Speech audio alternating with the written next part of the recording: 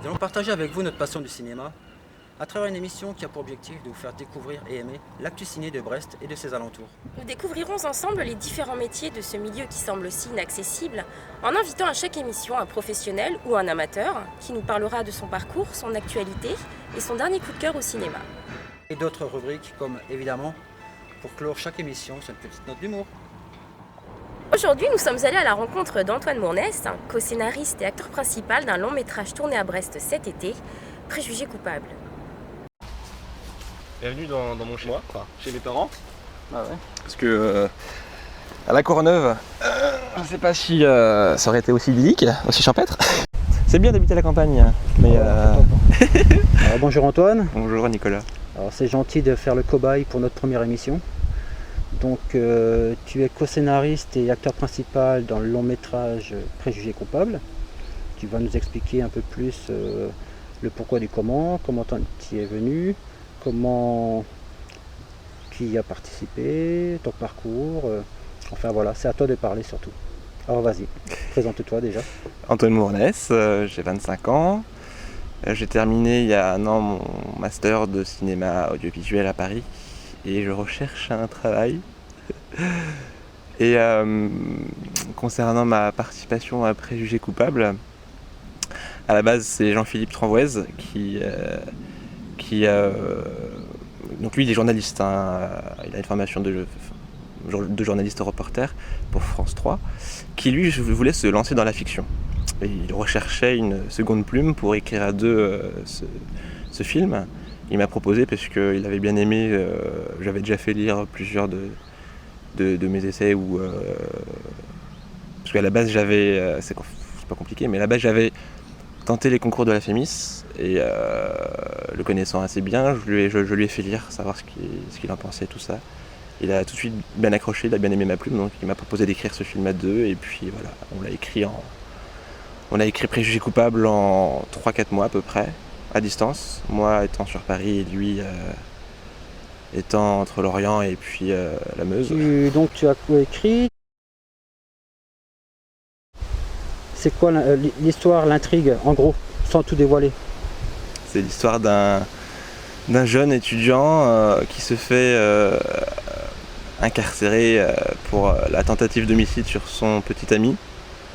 Et voilà, le film va retracer en 48 heures de garde à vue par flashback leur relation jusqu'au soir du crime pour savoir qui a essayé de tuer David, son petit ami. Et donc du coup je joue Léon, celui qui se fait interroger. Debout. Allez, debout là. Putain, on va pas y passer la nuit, dépêche-toi.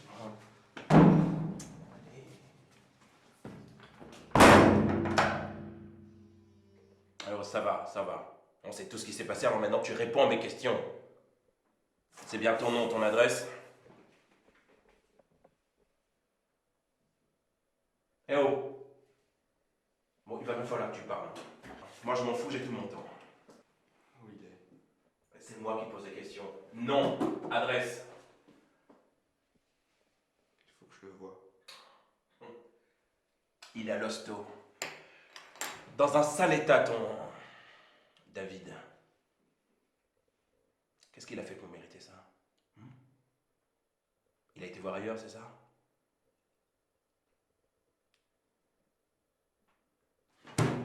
Bon, écoute, je vais te dire ce qui s'est passé.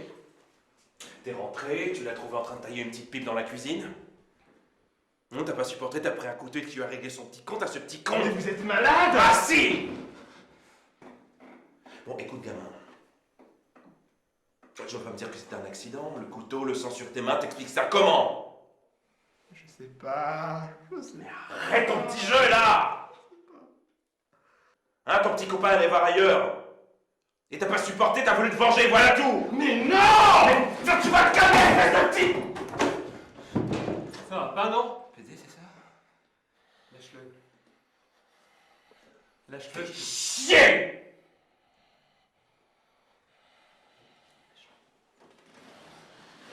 Tu me le remets au frais.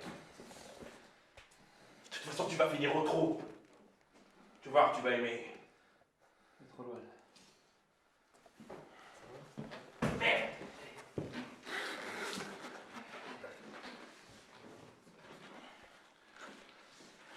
Modeste. Allez, essaie de dormir. On a ta journée difficile qui t'attend. Ok, parce que dans les synopsis au départ, c'était un film engagé. En quoi il était engagé?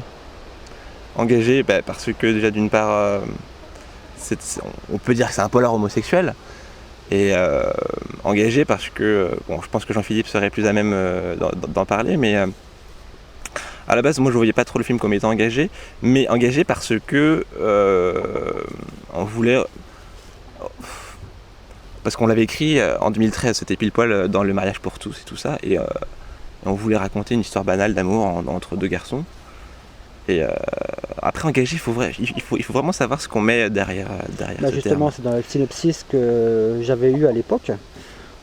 C'était vendu comme un film engagé. C'est pour ça que je me permets de te poser cette question. J'aurais pas la même vision que Jean-Philippe sur cette notion-là. Pour moi, c'est pas un film engagé. Ouais. Mais oui, voilà, on essaye de faire bouger un petit peu les mentalités. On essaye de normaliser la chose, même si beaucoup de progrès a été fait depuis le début des représentations de l'homosexualité. Mais tu fais également un des rôles principaux. Qu'est-ce qui t'a amené à faire ce rôle? Est-ce qu'on te l'a suggéré, proposé, ou c'est toi qui t'es, entre guillemets, imposé? Pourquoi pas? Pas du tout. Non, pas vraiment. Pas du tout. Non, je me suis pas imposé. À la base, quand j'avais écrit le personnage de Léon et même de David, je m'étais inspiré de ma propre histoire, comme tout scénariste, à mon avis, s'inspire de sa propre expérience ou de celle de son entourage. Et j'en suis venu, j'ai rejoint le casting à partir du moment où on a commencé à tourner le premier trailer, il y a plus de 2 ans, étant donné qu'on n'avait personne sous la main et qu'on n'avait pas forcément beaucoup de temps ni les moyens de faire passer des castings et de rechercher. Et comme je voulais jouer, car j'ai pratiquement toujours voulu devenir comédien, de moins en moins maintenant, je me suis proposé. Et donc voilà, j'ai joué dedans et on a eu pas mal de retours de la part de professionnels assez négatifs, comme quoi j'avais des manières, comme quoi j'avais des tics, des automatismes qu'il fallait effacer, tout ça. Donc j'ai retravaillé là-dessus et 2 ans après, quand on a commencé concrètement à lancer la production du film, la pré-production du film, je me suis dit pourquoi pas moi, étant donné que je connais ce personnage mieux que personne, pourquoi pas se lancer directement dans l'aventure. Donc Jean-Philippe était assez d'accord là-dessus. Et puis voilà, donc du coup je me suis lancé dans ce personnage de Léon. C'est vrai que c'était assez éprouvant sur 2 semaines. Ce qui est très court pour un long métrage. C'est excessivement court en 2 semaines, sachant qu'en moyenne voilà, c'est 3 mois pour tourner un long métrage d'1h30. Là on a tout commencé en 2 semaines pour des raisons économiques et logistiques. Et c'était pas mal éreintant. Ouais, c'est extrêmement fatigant. Je compatis. Ensuite ça s'est tourné à Brest. Pourquoi à Brest? Vu que tu n'es pas brestois. Non, du tout, non. Non, c'est Jean-Philippe qui, lui, est d'origine brestoise, qui a voulu implanter cette histoire à Brest. Ok. Donc ce sera l'occasion, le jour où le montage sera fini, que je le rencontre à Brest. Tout à fait. Voilà. C'est ça. Pour avoir la petite bande-annonce et lancer le film un peu plus facilement, quoi.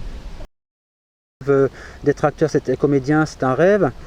T'as des films références qui t'ont donné envie de faire ce métier, ou c'est, je sais pas, ça te fait rêver à cause des les paillettes du cinéma? Non, pas du tout, non. Voilà. Pas du tout, mais alors du tout les paillettes. Mais comme je l'avais dit tout à l'heure, c'était vraiment le jeu. En fait, depuis tout petit, j'ai toujours voulu devenir acteur. Parce que thérapeutiquement parlant, ça m'aidait à comprendre pas mal de choses sur moi, sur mes complexes et tout ça. Et donc, lorsqu'il a fallu que, après le bac, je me lance dans des études, je suis parti à Rennes pour faire une licence art du spectacle, toujours en théâtre, du coup, pour avoir des bases théoriques. Et en 2e année, il fallait se spécialiser entre théâtre ou cinéma. Et là, je me suis plus tourné vers le cinéma et c'est comme ça, en deuxième année de licence, que je me suis découverte la passion du cinéma.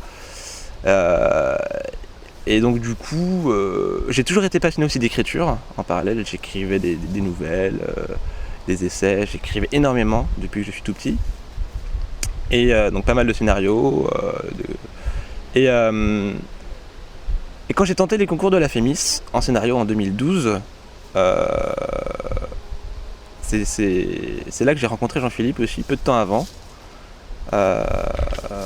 Et puis du coup c'est grâce à lui au final que je me suis embarqué dans Préjugés coupables, parce que sans lui je serais encore à galérer et à écrire, à gratter pas mal de scénarios qui resteront à jamais inaboutis, inachevés. Donc merci Jean-Philippe. Et oh, mais c'est vrai, autant dire les choses telles qu'elles sont. Hein. C'est sûr. Et après, c'était quoi déjà la question ensuite? Tu as des films références? Ah oui, des films références. Mais j'ai toujours porté une admiration particulière à Hitchcock. Pour moi, ça reste un petit peu mon père spirituel, mon mentor. C'est pour moi l'un des seuls qui a compris ce qu'était concrètement le cinéma. Oh là là, ça fait pédant de dire le cinéma. Le cinéma. Non, mais je sais pas. Pour moi, il y a vraiment Hitchcock a vraiment compris cette notion de suspense, d'œuvre totale, parce que il a fait des films policiers, il a fait des films d'espionnage, il a fait même aussi des comédies, Mr. and Mrs. Smith. Il a fait des films historiques. Là, je vais pas m'aventurer. Mais je pense être assez calé sur le sujet, mais non, apparemment non. Super. Mais non, j'ai pas vraiment beaucoup de temps. J'aime pas trop m'inspirer de films que je vois, même si inconsciemment, si toujours quand j'écris avec Jean-Philippe, je lui dis tiens oui c'est vrai ça me fait penser à tel cinéaste. Mais lui m'a dit mais sors de toutes ces conceptions de références, arrête de réfléchir par rapport à d'autres, ça sert à rien. Si tu écris un truc, c'est parce que voilà, t'as une idée derrière la tête et c'est la tienne et celle de personne d'autre. Donc c'est vrai qu'en soi il a raison. Après les références ça sert toujours à s'inspirer, à faire comme ou pas du tout, ou à s'en écarter. J'ai l'impression de ne pas être clair du tout dans ce que je dis, que je bafouille complètement. Hormis les références, il peut y avoir des films qui donnent envie d'être dans certains personnages, dans certains rôles, dans certains lieux, dans ce sens-là la question, plus que les références. Non? T'as pas eu de... Quand on a écrit Préjugés coupables, chez moi, grâce à Jean-Philippe, j'avais tout de suite Garde à vue de Claude Miller et puis Usual Suspect de Bryan Singer, qui tout de suite me sont apparus grâce à lui, puisque c'est lui qui me les a fait découvrir à l'époque. Quoique Usual Suspect je le connaissais bien avant, mais c'est lui qui m'a montré ces deux films, et du coup en écrivant, c'est vrai que on est parti sur cette ambiance oppressante du huis clos que Claude Miller a pas mal réussi à retranscrire. Et on voulait aussi créer une interaction entre les deux personnages joués par Lino Ventura et par Michel Serrault. Et sur papier ça marchait assez bien justement, cette interaction entre le lieutenant Fred Darieux et Léon. Et bon après je sais pas, j'ai pas vu encore le montage, mais on a tourné ça dans le commissariat de Ploudalmézeau, l'ancien commissariat de Ploudalmézeau. Et je sais pas, peut-être parce que le décor était assez rudimentaire et qu'on n'a pas vraiment eu le temps de reconstruire une atmosphère. Bon après tout va passer en post-prod, à l'étalonnage et tout ça. Mais j'ai pas eu l'impression qu'il y a eu cette atmosphère sombre et oppressante. Peut-être aussi parce qu'on s'est pas mal marré aussi sur le tournage. Mais je me demande concrètement, je me demande vraiment ce que ça va donner, quoi. Là je sais pas du tout ce que à l'image ça va rendre, hein. Jean-Philippe m'a montré quelques petits rushs par-ci par-là, mais c'est total inconnu, hein. Donc voilà, au départ on avait ces références sur papier, mais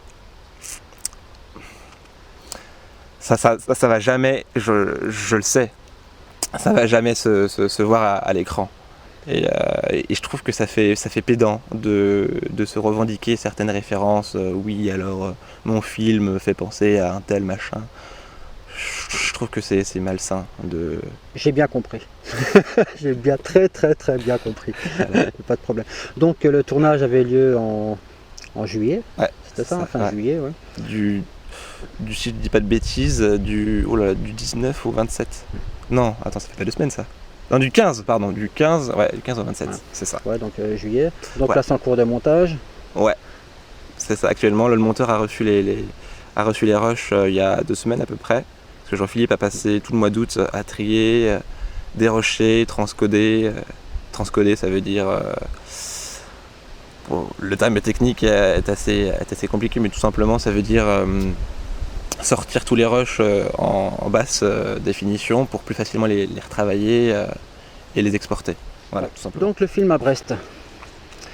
Comment que ça s'est passé pour ta part à Brest? Où est-ce que tu as tourné dans Brest? Ça a été compliqué d'y tourner? C'est une ville adaptée pour un tournage?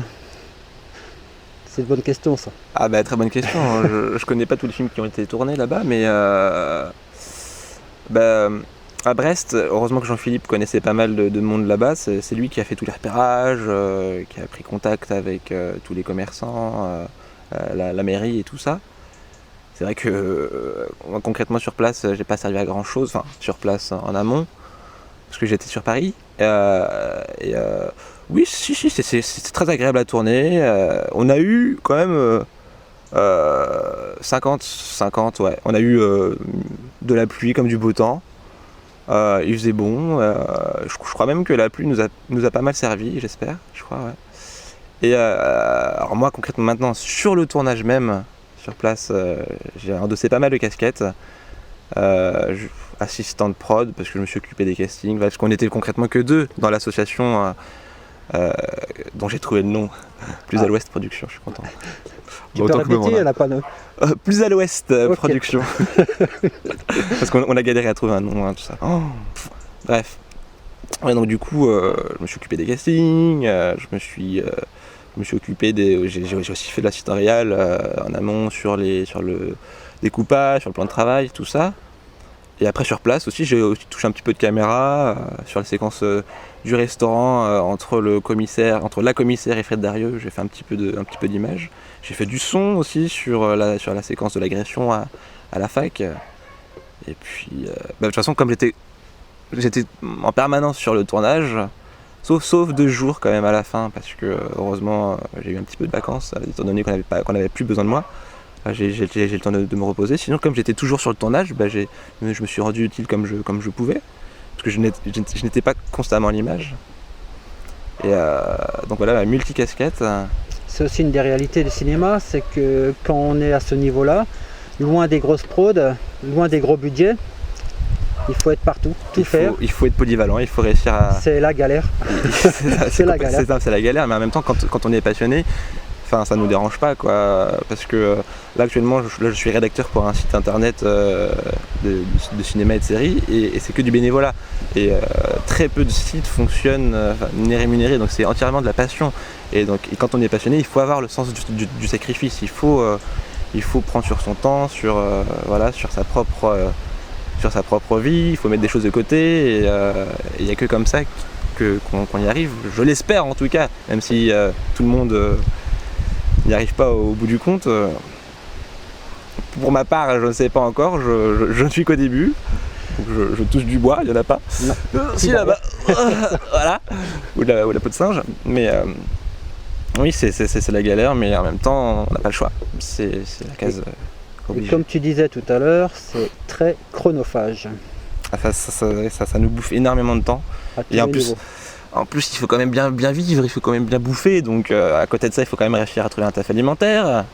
Alors, quand on a le temps, voir ses amis, voir sa famille, mais voilà, il faut réussir à trouver le juste milieu, et ce qui n'est pas facile actuellement pour moi. Donc et maintenant, la suite. Tes projets, Alors, mes projets. présents, à venir. Je sais que j'en ai pas mal. Toujours avec Jean-Philippe, on a 3 projets de long métrage, oui, on voit les choses en grand. Mais là concrètement on a commencé petit à petit à se lancer dans un thriller. Un thriller toujours à double pas temporalité mais sur deux histoires. L'histoire d'un policier, d'un détective qui va être poursuivi par un jeu morbide d'un tueur en série.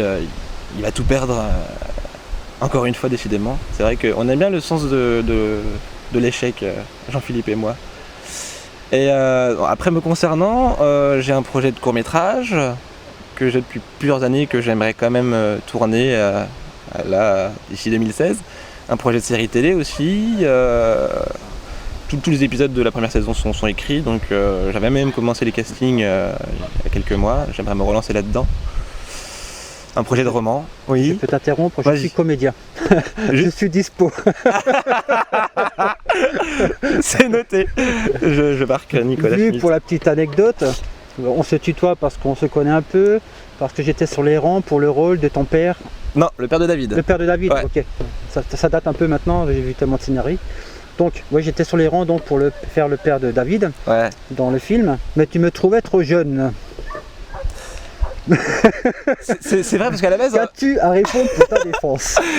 En fait, à la base, on avait écrit le rôle du père comme quelqu'un de très renfermé, assez vieux sur ses principes, qui fait partie de l'ancienne génération, donc voilà, qui est né dans les années 40, 30-40. Et on voulait vraiment un acteur qui fasse 60-70 ans à la base, même si on n'était pas fermé non plus sur cet écart d'âge.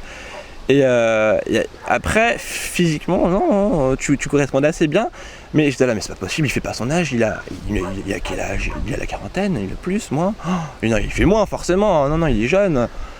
Mais après, c'est pas l'âge, concrètement, honnêtement, c'est pas l'âge qui... Non, mais voilà, j'en parle, voilà, c'est l'occasion, c'est pour ça qu'on se connaît un peu.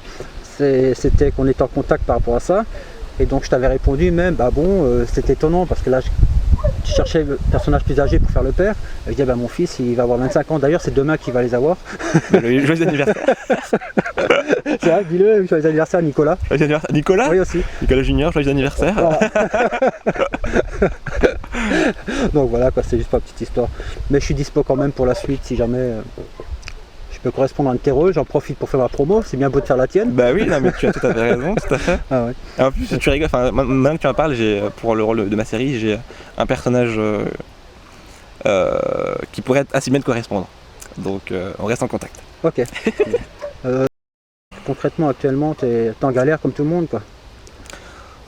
Concrètement, c'est la misère. Je suis entre deux, voilà, entre Paris, Nantes, entre le souvenir et les idéaux de la vie étudiante, entre les impératifs financiers, voilà, je suis vraiment entre deux et là c'est vraiment galère, mais il faut que je réussisse à me sortir les deux doigts du cul. Désolé pour l'expression, mais il faut que... C'est pour dire, je suis à deux doigts de me reconvertir dans la pâtisserie tellement que c'est la misère, mais non. Ne pas perdre espoir. J'insiste là-dessus parce que c'est pour faire comprendre à beaucoup de personnes que c'est un milieu très très compliqué, qu'il y a beaucoup d'appelés, et encore, même les appelés, c'est pas...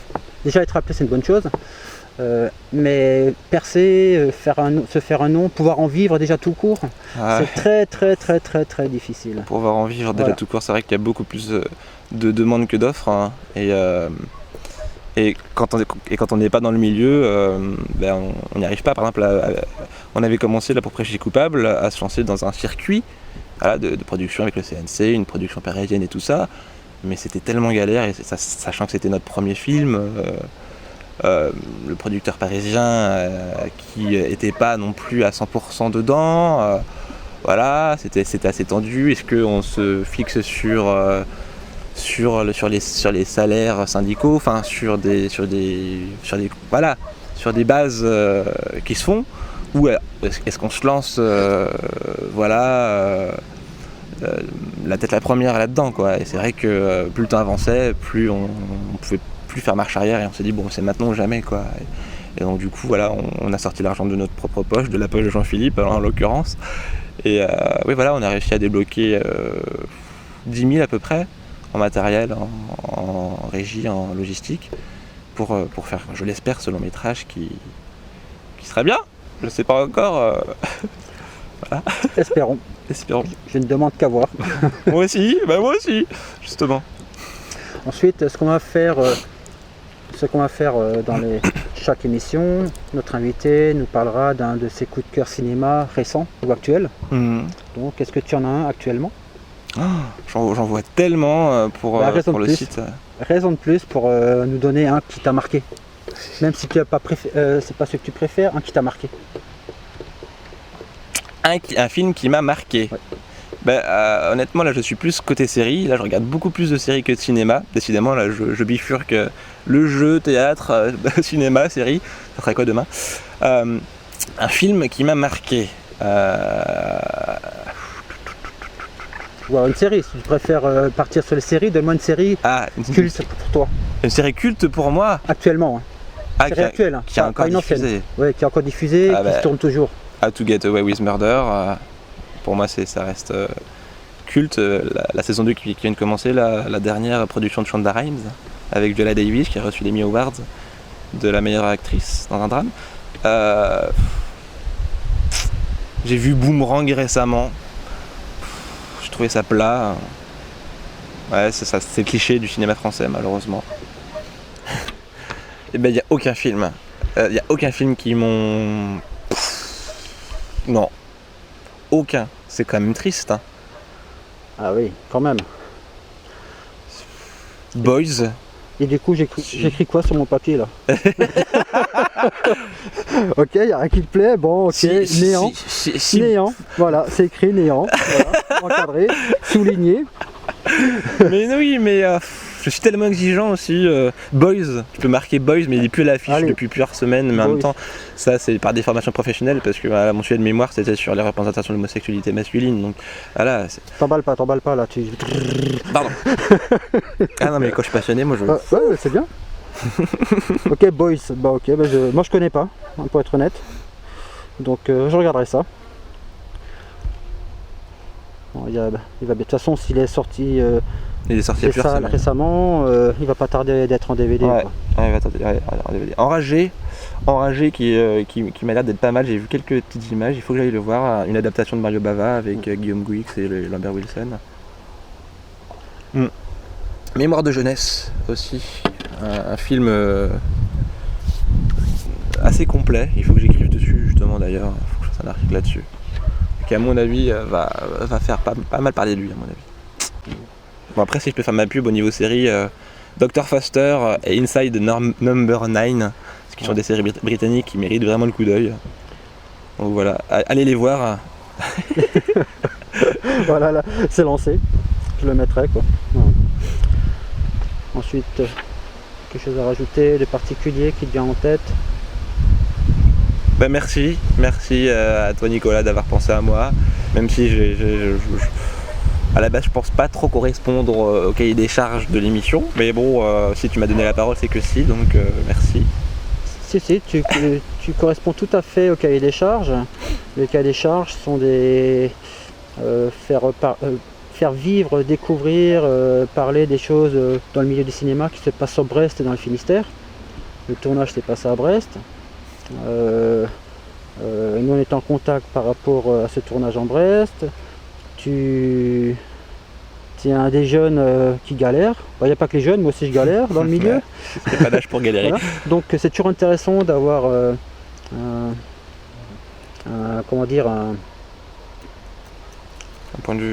point de vue différent de quelqu'un d'autre. Que les nôtres ne sont pas toujours objectifs. C'est vrai. La seule chose qui est objective, c'est que c'est la galère pour tout le monde. Il y a très peu, bien sûr les grosses têtes d'affiche qui s'en sortent très bien, mais après... Après, un conseil, ne jamais perdre espoir.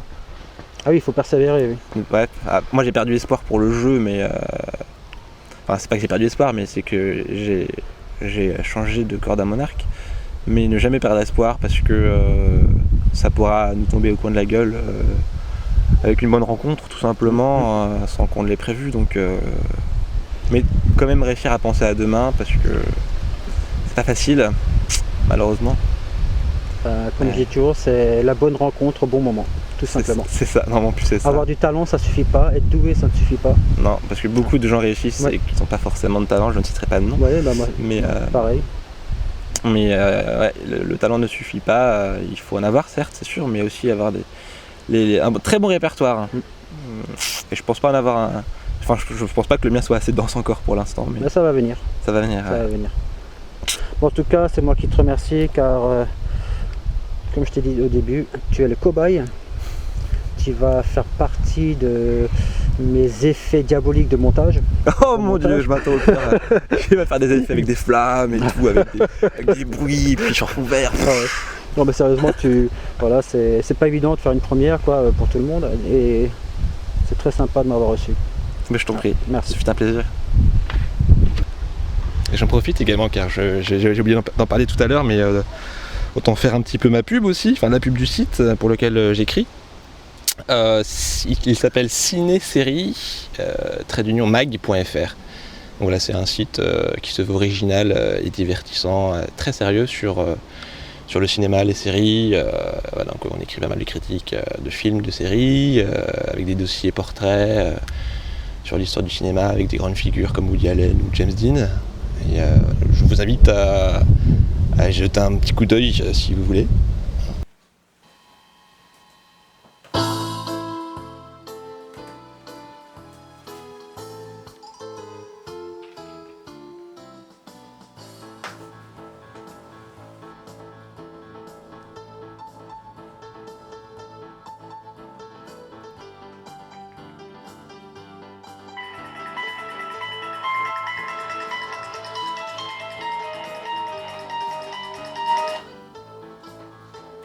Allô? Madame Loriot? Oui, c'est moi. Bonjour, monsieur Duval, votre conseiller bancaire à l'appareil. Je vous appelle car j'ai un petit souci à votre compte. Il va falloir l'approvisionner. Mais ne vous en faites pas, je vais régulariser la situation rapidement. Je ne peux plus rien laisser passer. Tous vos paiements vont être rejetés si vous ne l'alimentez pas. Je passerai en fin d'après-midi. Ok, là je compte sur vous. Au revoir, Madame Loriot. Au revoir.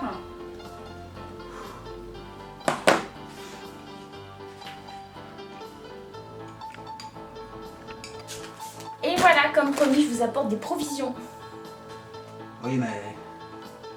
Ah bah c'est ce que vous vouliez, non? J'alimente mon compte. Et j'ai même du liquide.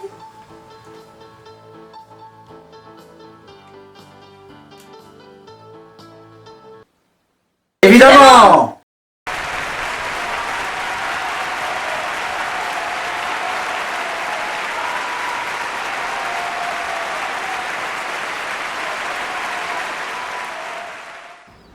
Merci de nous avoir suivis. Nous espérons que cette première émission vous a plu. Et n'hésitez pas à partager avec nous vos impressions sur les réseaux sociaux, Twitter et Facebook. Et à très bientôt!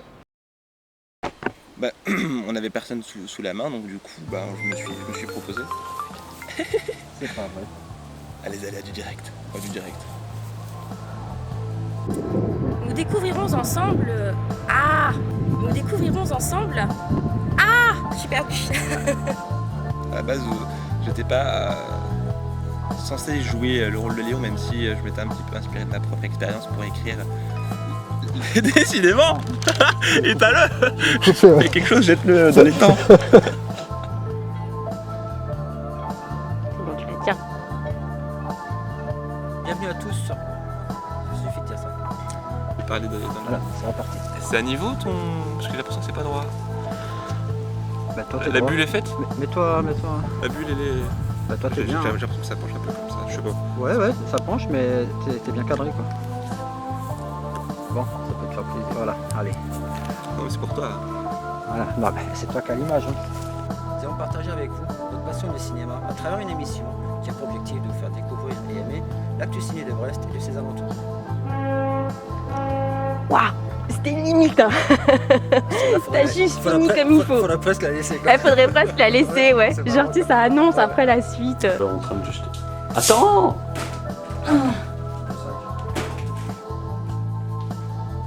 Là, c'est cool. C'est magnifique. Oui, bon, je passerai en fin d'après-midi. Ok, bah je compte sur vous.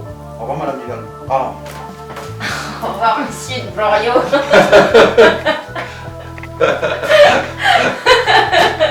Ce qu'on appelle une inversion de rôle. Ouais. Non, il faut garder avec le canapé, avec le fauteuil plutôt tout à l'heure au début. C'est beaucoup mieux. Ça rend pas bien après. Ah, on en a fait pas. Je commençais avec le fauteuil. Tout au début quand vous étiez là. Évidemment. Évidemment. Évidemment. Évidemment. Évidemment. Ta femme doit nous Évidemment. prendre pour des cinglés. C'est pas grave, allez. Ah bah à l'habitude.